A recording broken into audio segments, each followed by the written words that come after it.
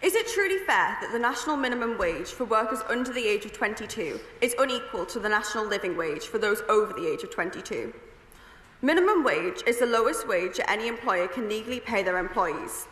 This was introduced in the UK in 1998 to strengthen the rights and protection of workers, yet this minimum is not the same for everybody, with only those over 22 being entitled to the living wage, which aims to cover the basic costs of living. Past the age of 16, many young people need to support themselves and sometimes their families financially, yet their minimum wage is currently little over half of the living wage. Past the age of 18, young people may enter full-time work and require the same income to live off as an adult over 22. This is particularly relevant as, according to the House of Commons Library, only 36% of 18-year-olds in the UK entered higher education in 2024, meaning the majority are choosing not to attend university. Many of these people do not receive support from their parents or carers, giving them no choice but to work to provide for themselves.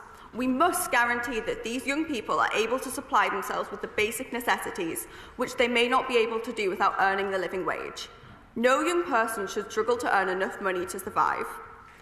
It is important that the minimum wage for under 22s is raised because the value of labour should be universal, meaning that all workers should be paid an equal wage for equal work.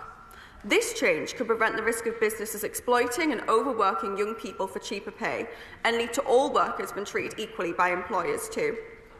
In summary, raising the minimum wage for workers under 22 to match the national living wage will allow the young people living and working in our constituencies to better support themselves regardless of their situation and make sure that all workers are treated fairly and equally.